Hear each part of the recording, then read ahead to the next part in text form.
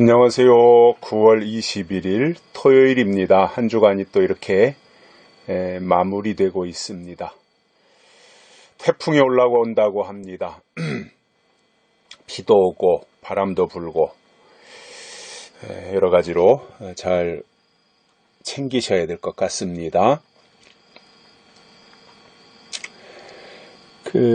가끔씩 저를 잘 아는 분들이 그런 이야기를 하십니다.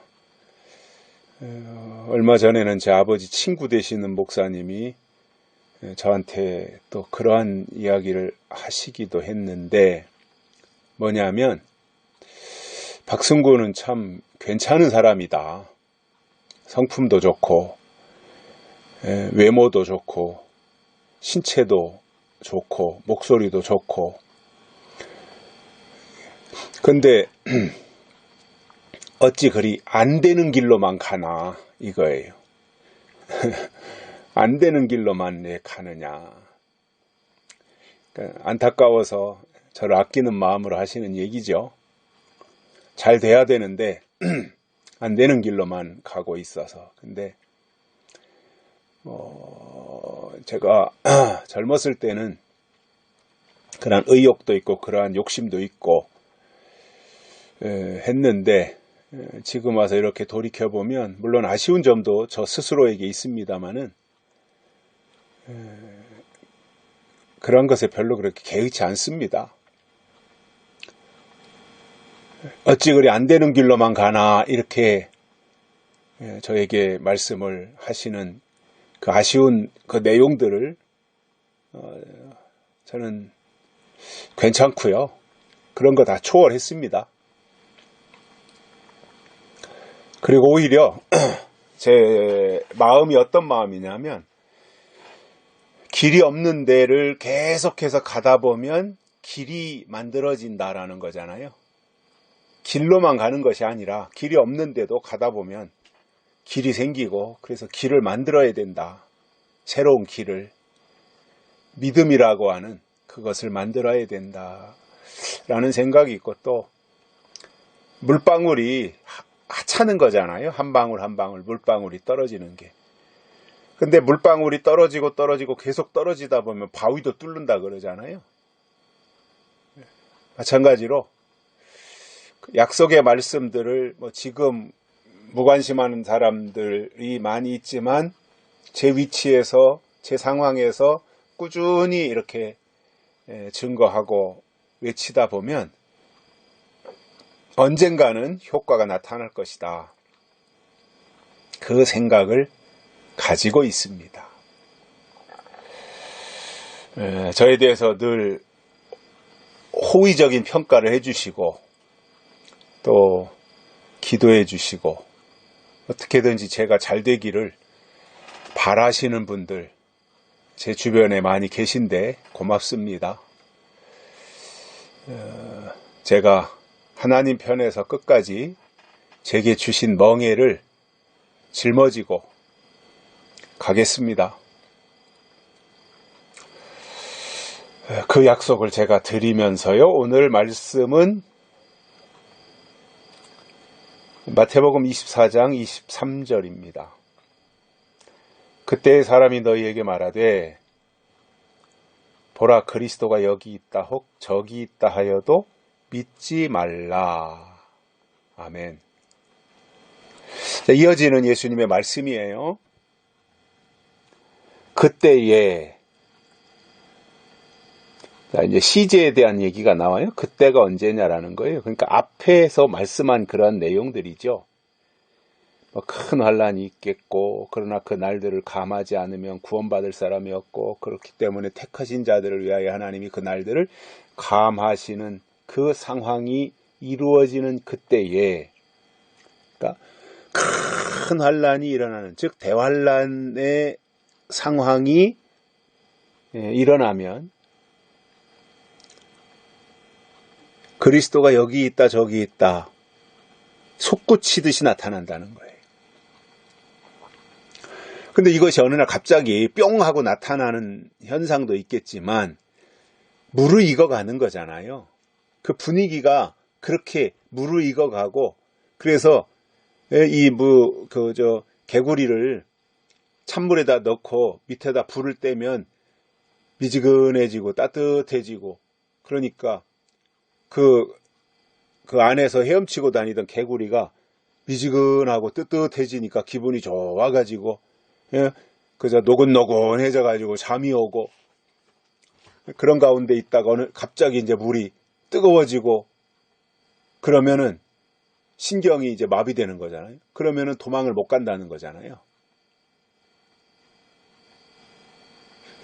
신앙도 마지막 때 우리가 무뎌지거나 마비되면 안 돼요.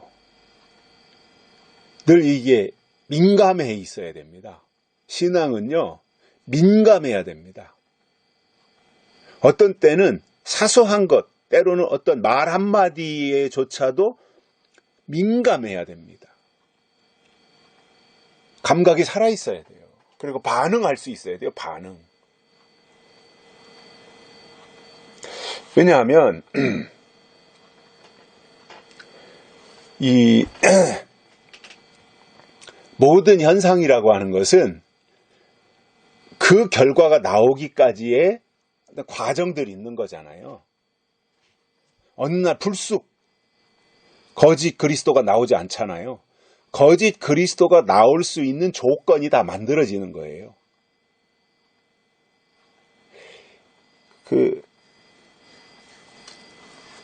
잡초는 돌보지 않아도 참 잘 되더라고요. 저도 이 시골에서 생활하고 있습니다만은, 거기다 누가 잡초 씨를 뿌린 것도 아니고 비료를 주는 것도 아닌데 참 잘 돼요. 어디서 이제 바람에 씨가 날라와서 어딘가에 묻혀 있던 거죠. 그러다가 장마철이 되든가 이 삼복 무더위에 소나기라도 한번 오면은 그 잡초들이 얼마나 무성해지고 왕성해지는지 몰라요. 키가 막 부쩍부쩍 자라고, 곡식은 그렇게 돌보고 아끼고 소중히 여겨도 잘 안 자라는데, 잡초는요, 돌보는 이가 없는데도 어떻게 그렇게 잘 되고 뿌리도 깊이 내려가지고요, 영양분은 다 빨아먹고 쑥쑥 크는 거예요. 근데 잡초가 크는데도 여러 가지 조건이, 그 전에 어디서 씨가 떨어졌다든가, 그것이 이제 싹이 나가지고 있다가 비가 내리면 그 비의 수분을 공급받아가지고 쑥쑥 자라나고, 그리고 이렇게 발전하듯이, 성장하듯이, 이게요, 어떤 영적인 세계도 똑같은 거더라고요. 사람은 어떤 나타난 결과만 보게 되지만, 사실상 그 결과가 그렇게 나타나기까지 진행 과정이라는 게 있고, 그 과정을 통해서 그 결과가 불쑥 나타난 거거든요.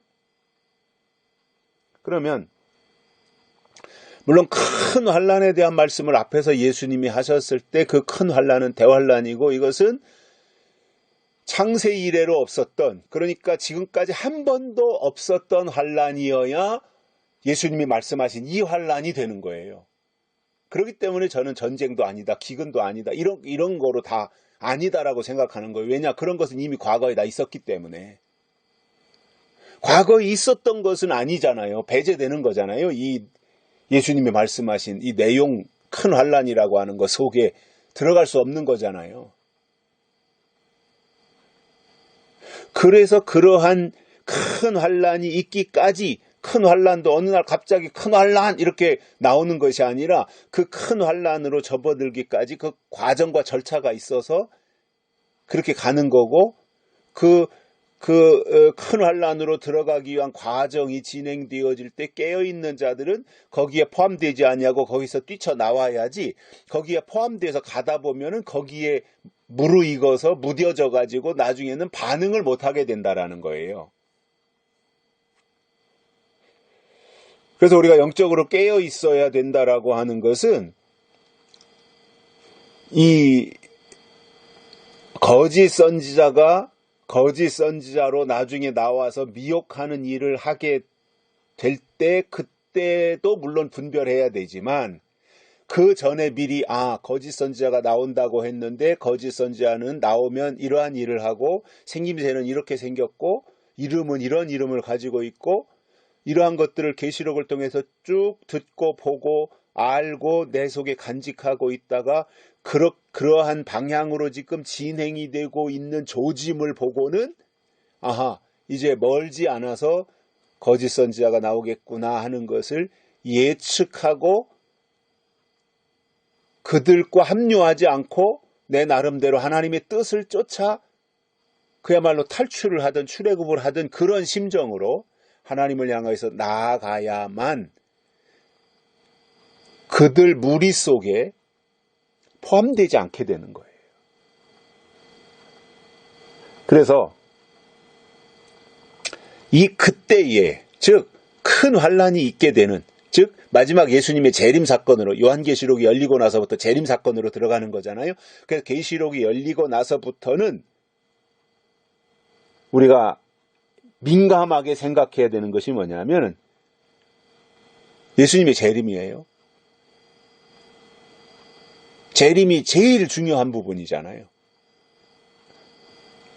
초림과 재림이 다 중요한데 초림은 이미 이루어졌고 이제 남은 것은 재림이잖아요. 그럼 우리가 지금 초림 시대에 사는 것이 아니라 재림 시대에 살고 있으니까 우리에게는 재림이 더 중요하다 그거예요. 그래서 이 재림 신앙을 가지고 있는 사람들이 너무나도 재림을 기다리고 사모하다 보면 무분별해질 수 있어요.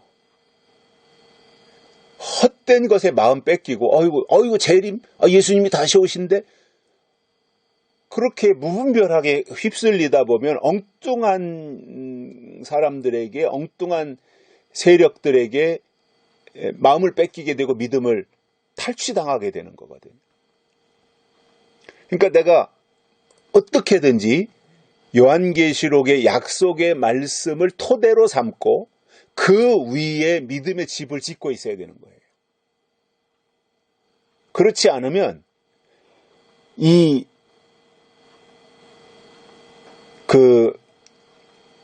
내가 재림 예수다 하면서 나타나서 설쳐대는 그들을 물리칠 수가 없어요. 그러니까 예수님이 재림하시기 전에 거짓 선지자들이 먼저 설쳐댄단 말이에요. 내가 그리스도다. 내가 재림 예수다. 그동안도 이단들이 내가 재림 예수다 하는 교주들이 얼마나 많이 있었어요. 그들이 다 이 성경을 전혀 모르는 무지한 자들이 아니라 성경을 읽었고 성경을 아는데 자의적으로 해석한 사람들이에요. 자기 임의로, 자기 유리한 대로. 그러니까 그런 것에 대해서 우리가 파악하고 분별할 줄 알아야죠. 데살로니가 교회의 문제점이 뭐예요? 데살로니가 교회는 재림신앙으로 똘똘 뭉쳐있는 교회인데 그러다 보니 문제가 뭐냐? 어디서 예수님 재림 이 말만 나오면 그리로 휩쓸리는 거예요. 그래서 바울이 그러한 것에 대해서 가르쳤던 거죠. 다 재림의 순서라든가 재림의 방법이라든가 이런 것들을 바울이 데살로니가 교회 성도들에게 설명을 했던 거거든요. 그게 왜냐? 너무나 쉽게 그쪽으로 치우치니까 분별해야 되는데 분별도 하기 전에 예수님 재림 말만 나오면 너무나도 쉽게 그쪽으로 치우쳤던 거지요. 저는 하나님을 아는 지식을 가지는 것이 첫 번째로 중요하다고 보고요. 그래서 그 하나님을 아는 지식이 우리 안에 온전히 자리 잡고 있다면 그 지식을 근거로 해서 분별력이 발휘되게 되어 있습니다. 분별하니까 내가 흔들리거나 휩쓸리거나 미혹당할 일이 없잖아요. 내가 분별하고 있는데, 내가 다 파악하고 있는데, 무슨 말 할 것까지 다 알고 있는데 거기에 넘어갈 이유가 없거든요. 그래서 우리가 예수님의 재림과 관련해서는요, 이 그리스도가 여기 있다, 혹 저기 있다, 그러한 것에 휩쓸리지 말라는 겁니다. 이 말은 뭐예요? 그렇게 말하는 사람들이 나타난다 그거잖아요. 그래서 우리가 영적으로 성장하고 영적으로 깨어 있어서 그러한 세력들, 그러한 무리들을 물리쳐야 되고, 그래서 우리가 더욱더 이 미혹하는 세력들, 자기가 참 예수가 아닌데 스스로 자칭 예수라고 한다든가, 그리스도가 아닌데 자칭 그리스도라고 한다면 그것은 엄청난 범죄인데, 그렇게 말하는 사람은 뭐 자기가 착각을 했든 뭐 엉뚱한 영을 받았든 그렇게 말을 할지라도 이제부터는 뭐예요? 듣는 자들이 그것을 잘 분별하고 분석해서 성경에 대비해 가지고 하나님의 뜻을 따라 믿음을 지켜낼 수 있는 이 기능이, 이 작용이 우리 속에 일어나야 되는 겁니다. 예수님이 재림하시기 전에 거짓 그리스도들 나타나게 돼 있습니다. 그러나 하나님의 사람들은 그것을 분별해서 이겨낸다. 또 그러한 역량을 우리가 갖춰야 된다라는 것을 아셔야 돼요. 죽어라고 믿음 지키고 애쓰고 죽도록 충성하고 했는데 분별하지 못해서 뭐 시한부정말론, 뭐 인치는 역사 언제부터 언제까지 시작되고 어디로 가야 인치심을 받고 누구를 쫓아가야 인 맞고, 다 그거 저 사기꾼들이 하는 얘기고요. 영혼 사기꾼들이거든요. 제발 시한부정말론에는 아예 들으려고 할 필요도 없습니다. 가짜들입니다. 시한부정말론. 시한부정말론은요, 다시 말씀을 드려요. 날짜 말하면 시한부정말론이. 근데 어떤 날짜냐? 세 가지예요. 계시록에서 보면. 예수님이 언제 재림하신다? 날짜를, 재림 날짜를 말하거나, 첫 번째 시한부정말론은 재림 날짜를 말하거나, 다미선교회처럼 휴거 날짜, 10월 28일 날, 1992년 10월 28일 날 휴거된다. 휴거 날짜를 말하거나, 세 번째, 인치는 날짜, 언제부터 언제까지 인치신다. 인치는 날짜를 말하거나, 이 세 가지 중에 한 가지라도 말하면 그것은 시한부정말론자가 되는 거예요.